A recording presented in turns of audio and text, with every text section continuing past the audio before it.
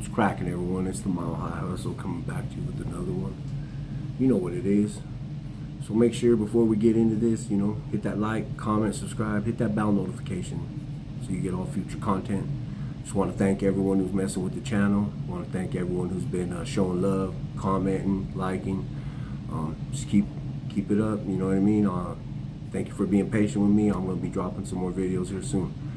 So just want to touch base on the first time I ever came across Daniels in my lifetime when I was active and a young man out on the streets doing my thing. So first time I ever came across him was right before I caught my case in like 96 maybe. It was like 96. So those of you who don't know, I'm from North Denver.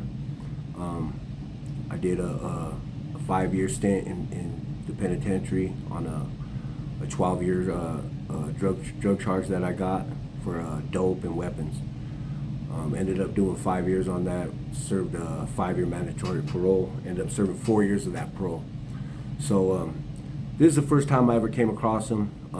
I had moved out of the north side because things had got real heated. I was hustling real hard.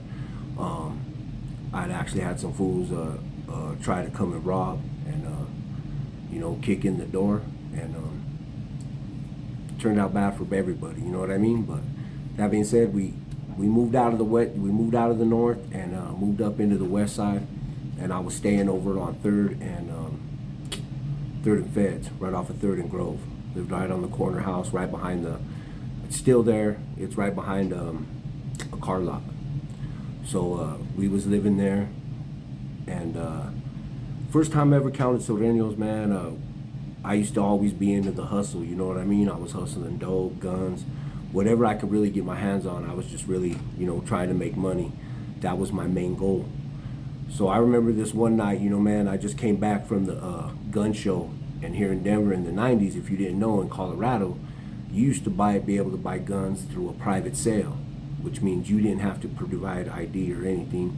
They didn't have to do a background check. But that being said, I was clean no matter what anyways. I hadn't caught no felonies at this point. So I was still able to purchase guns the right way, but, I would buy them private sale. So I just came back from the gun show, and I think I purchased like maybe 8, 9 guns. Couple of homies wanted some little, some bangers. And what happened was I gave them a call to come over and pick up their little thing.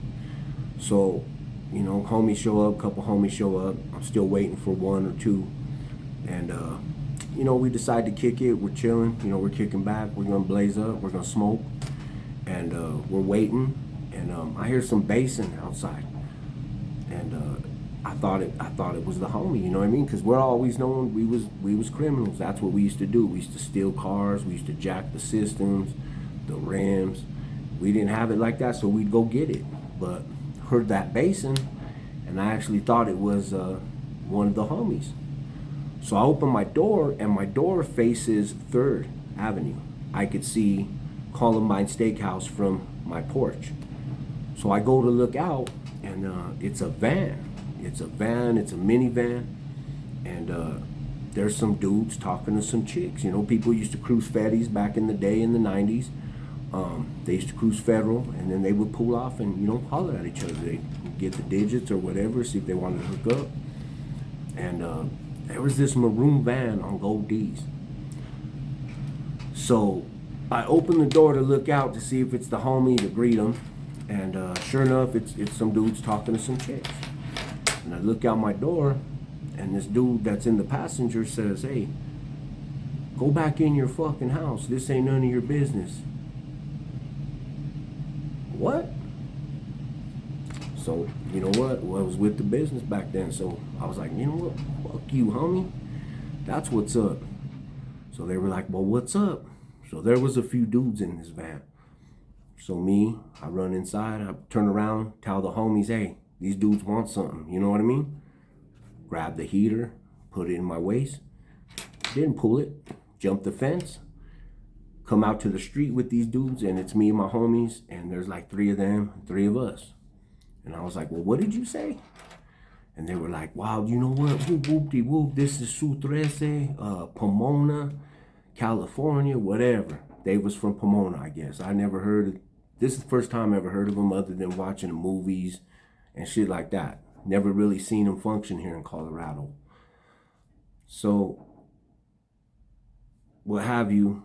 These dudes start popping lip. Well, I guess when I jumped the fence, the banger kind of hangs out. The banger's hanging out a little bit, and lo and behold, they see it. I wasn't trying to pull it, wasn't trying to show it, wasn't about that. I didn't do that. So, dude be like, hey, what's up, homie? We got cuetes too. And I was like, oh yeah, well shit, well bust them out, homie. What's up? And this one dude pops off at his mouth and he says, we'll come back and light this whole place up. Wrong thing to say, man. Straight up. Shit starts letting loose. You start seeing, you know, things let loose, and they drive off. You know what I mean? Kind of booked the crib because I didn't know, you know what I mean, if anyone called the Huda. So next day I come back, a couple days later, you know, we're chilling, and I'm sitting inside, I'm chilling, I'm watching TV, and the old lady goes, hey, there's these fools keep coming by and they're mean mugging the house. And I'm like, what? She's like, yeah, they've already drove by like 3 times, 4 times. They just keep looking at our crib. So I go to the front door, I look out, and like I said, my front door used to face 3rd. So I'm looking out, these fools come driving by. Boom. They come driving by, and they're in their little Corsica or whatever, and they're staring, balled down, and they're looking with like a purpose, you know what I mean? Like, hey, they want to do some harm to this crib. So I had to go to the closet and get the big boy. These bros come driving back through, man, and they come back looking through, and somebody's looking at them through a little something, and just following them, you know what I mean? So they seen that big boy pointing out that door, and these fools drove off. They smashed. They're done. They're gone. I didn't see them no more. I think they were there. They were for the business. They were there doing, you know, surveillance, whatever. I think they went back and told their homies, those dudes ain't the ones, man. They with it. You know what I mean? So they never came back. I didn't see them anymore around my neighborhood. So lo and behold, one day, me and the old lady were out shopping, and those of you know the Velarde neighborhood in the west side, right there where the projects are, there used to be a Wendy's, and the old social service building used to be across the street. So we were shopping, we pulled into Wendy's, we're gonna get some grub, we're gonna get something to eat. So we pull up, you know, we're ordering. And all of a sudden the old lady looks and says, look, there's that van. And I look, and it's a maroon van on gold D's. And this isn't very likely. This is one of those maroon Astro vans back in the 90s. They was tight, you know what I mean? This one was maroon. It had some gold 15-inch Daytons. They might have, yeah, they was 15s or 16s. They were on some low pros. They didn't have no Vogues, but they was on some low pros. So she was like, oh shit, there's that van. So this dude and this chick walk out of Wendy's. They start walking towards this van. And the old lady says, look, they got social service badges on them. Them motherfuckers work for social services. Oh, wow. So those of you that know that neighborhood, there used to be, like I said, social services was right across the street in Alameda, Zuni area. So they used to have parking up top. There was an old car wash, and the street doesn't quite level out, so it goes up the hill, and there's a parking right there, and you were able to enter and go downstairs and go to the social service building. So we follow them. They park their whips. All right. They pull up. They get out. They go inside. Parking space next to them is open. I drive up, pull up. I tell the old lady, open that door real quick. She reaches over, she opens the driver's side door, and the door opens. There's no alarm on this truck. Cold days. So anyways, I was like, oh snap, homie. And I made money already. I was making money. I was selling dope. But this was for shits and giggles, for real. So your boy goes and gets a homie Low Key, my homeboy Low Key. For those of you know who Low Key, he's a hitman. He's a real one. My homeboy's slammed down over in Nebraska doing time. Straight real one. Known him since we was kids. We wasn't always friends, but at this particular time we were homies. He's the homie now. When we was youngsters, we used to chuck him up a lot, me and him. So she opens the door, she shuts it. I go home, start plotting, go get the homie, call the homeboy. He comes over and I'm like, hey homie, we're gonna go get this whip. And he's like, really? And I'm like, yeah. So the next day, the old lady drops us off. We pull up, get in that whip, boom, boom, boom, crack it up, and we're out. Whoa. We smash out with this whip. And this was their shit. Long story short, it didn't have all the nice rims on it anymore. It was missing a system. Might have got left on the mousetrap over here on I-70 and 25. So allegedly, you know, it got left on the mousetrap on some stock wheels and tires, and all the amenities of that beautiful car were gone. So this is my first encounter with sureños. It's crazy. I wasn't looking for it, but it found me, as most trouble always does. But yeah, this is my first encounter. So I've always kind of been really with it, wanted to, you know, I was looking for that smoke back then when I was a kid. When they caught me like that, it was more, I was on the grind, I was on my hustle, wasn't looking for shit. But when somebody pops off like that, starts talking and gets to gibbering and jabbering, then, you know, you got to do what you got to do. So did it work out for them? Probably not. Hopefully they were able to claim their missing stuff on insurance, and if they're out there, respects to you. Didn't mean to do you like that, but you know what? You can't fucking with me, for facts. So don't really see many sureños out here in the Denver area. There are a lot of them here in the Denver, Colorado, and the Colorado prison system. There is quite a few.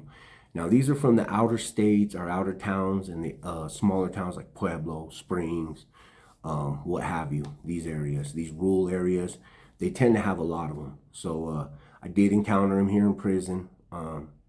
Was it always bad? Nah, it was cool for the most part. A lot of the California ones were real cool with it. It was more or less the Colorado ones that I had like really problems with, because to me, I thought they was watered down. I didn't think they were organic about theirs. I believe they were claiming something that they had seen on TV or whatever. So that's how I felt about them. You know what I mean? And then getting introduced to them like the way I did, with them pulling up on my house, talking all kinds of shit. And then, you know, all that shit that happened afterwards, kind of really didn't have a tolerance for them. But respect to the SUR, you know what I mean? They're out there doing it. I'm pretty sure they're still putting in their grind, putting in their work. No disrespects to them. There was some times that I had like good homies that were sureños. There were some times that I had enemigos that were probably, they watched my back one time when I got into it with an Africano brother. They watched my back when nobody else had my back. So that being said, respect to them, man. I had respect for a lot of the cool ones. I was cool with Little Man. I was cool with the homie Sharky. These are older cats, man. They're probably pushing in their 50s. Sharky probably dead by now, man. And if he's not, I hope he's living a good life and he's not slammed down like that. Homie Dozer, the homie Spider. Those are all dudes that I knew that were from Califas, Boxer. They were real ones, man. And I never had no beef with them, never had no drama with them. I didn't know nothing about sureño. I didn't claim to know. I didn't claim the 14. I wasn't a 1-4. I didn't claim X. I didn't claim that shit. I didn't know nothing about it. So still really don't know nothing about it. I still touch base with California channels. I watch them because I just want to get, you know, plugged in a little bit and know how their system works. And I know it's different than ours. And no disrespects to them. You know what I mean? They do it the best way they know how.